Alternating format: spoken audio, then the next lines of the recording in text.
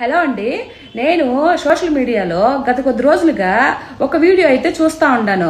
అది ఏంటంటే రామ్ చరణ్ గారు స్వామి మాల వేసుకొని దర్గాకి పోయినాడంట. ఎక్కడ కడపలో ఉండే దర్గాకి పోయినాడంట.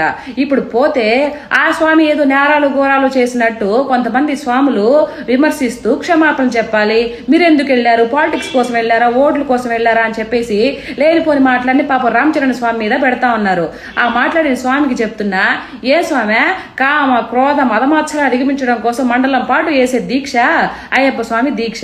మీరు గుండెలు మేము చేయి వేసుకొని చెప్పండి, మీరు నిరంతరము అయ్యప్ప స్వామిని స్మరించుకుంటూ మనసులో మీరు దీక్ష చక్కగా చేస్తా ఉండరా? చేస్తే ఇలా మాట్లాడరా? మీకు ఒక విషయం తెలుసునేమో, నేను చెప్పనా? అయ్యప్ప స్వామి పులిపాల కోసం అడవిలో పోతా ఉన్నప్పుడు ఓవర్ సాంగ్ కనిపించినాడు కదా, కనిపించి ఏమని వరం ఇచ్చినాడు? నా దగ్గరికి వచ్చే స్వాములు ముందు నిన్ను దర్శించుకుంటారని చెప్పినాడా లేదా? మరి అయ్యప్ప స్వామికి తెలీదా ఓవర్ సాంగ్ ఒక ముస్లిం అనే? అయినా ఎందుకు వరం ఇచ్చినట్టు చెప్పు, నీకు తెలీదా?